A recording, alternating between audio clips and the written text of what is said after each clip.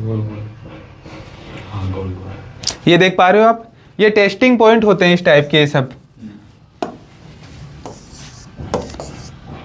जहाँ पर भी ऐसे कुछ भी होते हैं वो टेस्टिंग पॉइंट होते हैं। ये टेस्टिंग पॉइंट इसलिए दिए होते हैं जैसे हमने कनेक्टर के ऊपर हमें चेक करना है वोल्टेज। अब कनेक्टर के ऊपर हम चेक करना पॉसिबल नहीं है वोल्टेज, क्योंकि हमने कनेक्टर ऊपर से लगा रखा है इसको। तो हमें क्या करना होता है, टेस्टिंग पॉइंट के ऊपर चेक करना होता है कि वोल्टेज आ रहा है या नहीं आ रहा है, जिससे हमें पता चलेगा कि ये फ्लेक्स सही है या नहीं है। अगर यहाँ पर टेस्टिंग पॉइंट पर हमें 5 वोल्ट नहीं मिल रहा है, इनपुट नहीं मिल रहा है 5 वोल्ट, तो हम मदरबोर्ड को मेन मदरबोर्ड को नहीं छेड़ेंगे, फिर मेन मदरबोर्ड को रिपेयर नहीं करेंगे। हमें क्या करना है, सब बोर्ड को देखना है। सब बोर्ड से पहले हमें ये फ्लेक्स केबल दोनों तरफ कनेक्ट हुई थी, उन दोनों को हमें देखना है। जब हम दोनों को देखेंगे, दोनों में अगर सही से कनेक्ट है या फिर हो सकता है कोई कनेक्टर डैमेज हो, वो चीज़ें चेक करनी है पहले। अगर वो भी ओके है, फ्लेक्स केबल ओके है, तो हमें सब बोर्ड को रिप्लेस कर कर देखना है। फिर सब बोर्ड को रिप्लेस करोगे, अगर 5 वोल्ट इनपुट आ रहा है मेन बोर्ड के ऊपर, तो फिर नीचे का सेक्शन आपका ओके है। जब तक नीचे का सेक्शन यहाँ पर 5 वोल्ट मेन बोर्ड पर हमें नहीं मिले, जब तक हमें ऊपर वाले को छेड़ना नहीं है बोर्ड को। कभी भी ऊपर वाले बोर्ड में रिपेयर नहीं करना है, नीचे वाले बोर्ड में ही हमें देखना होता है।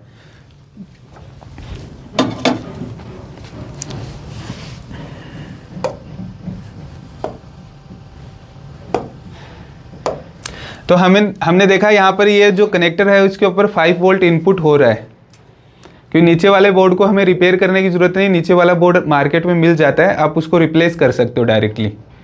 जब हमें यहाँ पर 5 वोल्ट इनपुट मिल रहा है, तो इस वाली आईसी में हमेशा आपको ध्यान रखना है,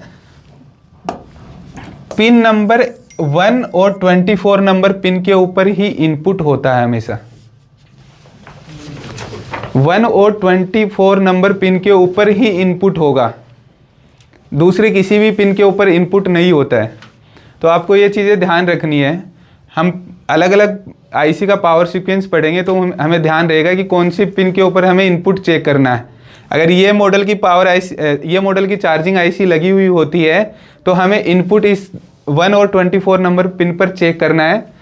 हमें अगर स्कीमेटिक हमारे पास नहीं है, बोर्ड व्यू भी हमारे पास नहीं है, तो हमें पता चल जाएगा कहाँ पर हमें इनपुट चेक करना है। अच्छा, उसने वो डायरेक्शन दे रखी है ना, 1 और 24 है ना।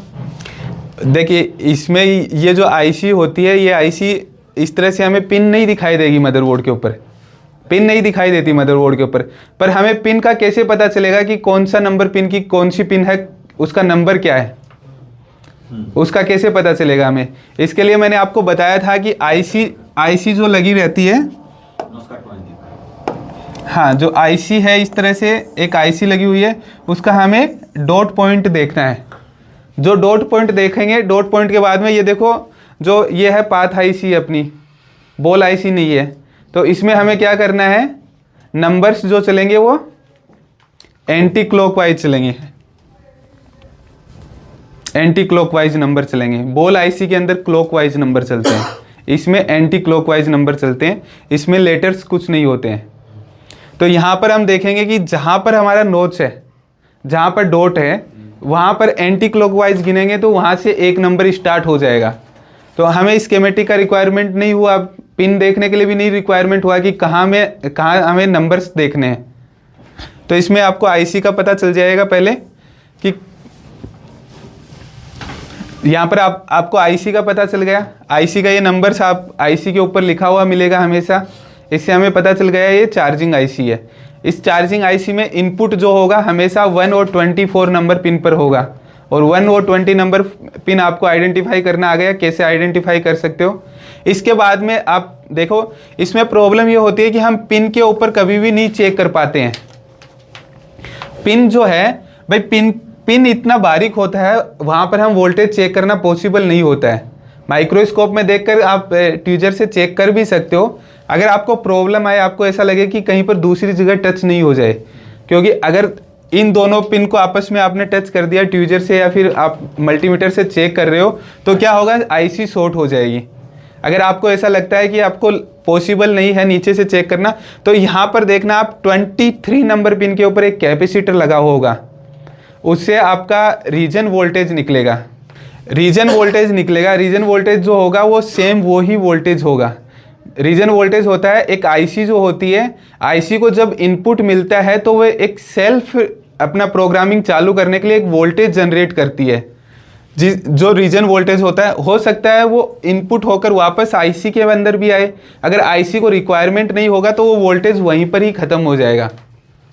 वो वोल्टेज दूसरा कैपेसिटर से कनेक्ट होकर या रजिस्टर से कनेक्ट होकर आईसी में नहीं होगा। तो रीजन वोल्टेज का हमेशा ये ध्यान रखना है आपको, या तो वो आउटपुट तो होगा कन्फर्म है, पर आउटपुट होकर अगर आईसी को रिक्वायरमेंट नहीं है तो वो वापस इनपुट आईसी के अंदर नहीं होगा, एक कैपेसिटर लगाकर उसको वहीं पर ही छोड़ देंगे। पर वहाँ ये रीजन वोल्टेज जनरेट होना बहुत ज़रूरी है। अगर ये रीजन वोल्टेज जनरेट नहीं होता है तो आईसी वर्क नहीं करेगी। तो यहाँ पर आपको देखना है पिन नंबर 23 पर जो कैपेसिटर कनेक्ट होगा उसके ऊपर डायरेक्ट आप चेक कर सकते हैं। यहाँ पर 5 वोल्ट बनेगा, जितना वोल्ट इनपुट हो रहा है उतना ही वोल्ट समथिंग वहाँ पर बन रहा है। अगर वहाँ पर वोल्टेज जनरेट होता है तो ये समझ सकते हो आप कि इनपुट हो रहा है वोल्टेज। यहाँ पर इनपुट हुआ वोल्टेज, इनपुट होने के बाद में वोल्टेज में क्या होगा कि आईसी आउटपुट भी करेगी वोल्टेज। आईसी हमें तो रिक्वायरमेंट क्या है, आउटपुट की रिक्वायरमेंट है। आईसी आउटपुट कैसे करेगी, यहाँ पर आप देखोगे 19 नंबर पिन और 20 नंबर पिन से ये आउटपुट करती है। वी बेट की लाइन या वीपीएच की लाइन जो होती है वो आउटपुट होती है यहाँ से। तो 19 नंबर और 20 नंबर पिन से आउटपुट होगी इस तरह से, और एक कोयल लगी होगी, कोयल के ऊपर जाएगी ये लाइन डायरेक्ट। अब यहाँ पर ये चीज़ चेक करना है हमेशा, यहाँ पर क्या होगा, इस वाली लाइन से एक कैपेसिटर कनेक्ट होगा। मैंने आपको बताया था कि एक कुछ कैपेसिटर ऐसे होते हैं जो कैपेसिटर दोनों तरफ से आईसी के ऊपर कनेक्ट होते हैं, जिसमें दोनों तरफ वैल्यू शो भी कर सकता है या नहीं भी शो कर सकता है, पर ग्राउंड नहीं मिलेगा उन कैपेसिटर के अंदर। अब देखिए यहाँ पर आपको वो कैपेसिटर मिल गया है। यहाँ पर क्या होगा कि ये कैपेसिटर इधर भी कनेक्ट होगा और इधर से एक लाइन जो जा रही है वीपीएच की, इसके ऊपर भी ये कनेक्ट होगा एक कैपेसिटर, वो ही कैपेसिटर दोनों सिरों पर कनेक्ट होगा। अब इस कैपेसिटर पर आपको कैसे वोल्टेज चेक करना है, जहाँ पर ये वोल्टेज बन रहा है उससे डबल वोल्टेज इस साइड में बनेगा। अगर यहाँ पर 3.3 वोल्टेज बन रहा है, 4 वोल्टेज बन रहा है, तो यहाँ पर आपका 6 या 8 वोल्ट बनेगा। ये चीज़ हमेशा ध्यान रखनी है। इस वाले कैपेसिटर पर हमेशा एक साइड में हाफ वोल्टेज, दूसरी साइड में डबल वोल्टेज बनता है। तो इसके लिए आपको यहाँ से ये आइडेंटिफाई हो गया कि आपका जो वोल्टेज आउटपुट हो रहा है वो वीपीएच वोल्टेज आउटपुट होगा। ये वोल्टेज समथिंग आपका होता है 3.5 से लेकर 4.2 के समथिंग होता है। 3.5 से 4.2 के समथिंग ये वोल्टेज आउटपुट होगा यहाँ पर। इसके बाद में हमें जब आईसी ने वोल्टेज आउट तो कर दिया, पर आईसी ने कितना वोल्टेज आउट किया है उसका फीडबैक भी आईसी को आना चाहिए, तभी तो आईसी को पता चलेगा ना कि वो वर्क कर रही है प्रॉपर या नहीं कर रही। हो सकता है यहाँ पर आईसी ने आउटपुट दे दिया ज़्यादा वोल्टेज, आईसी खराब हो गई, आउटपुट ज़्यादा वोल्टेज दे दिया आईसी ने। अब आईसी को पता ही नहीं चलेगा, तो आईसी क्या होगा कि जितना आउटपुट दे रही है एक्स्ट्रा वो देती रहेगी, उससे क्या हमारे बोर्ड में दिक्कत आ सकती है। तो यहाँ से देखिए यही एक लाइन कनेक्ट होकर आपका वापस इसी आईसी से कनेक्ट होता है, इसी आईसी से कनेक्ट हो रहा है। इसका मतलब आईसी को पता चल रहा है कि आउटपुट कितना निकल रहा है। यहाँ पर आउटपुट का आईसी को अगर पता चल रहा है,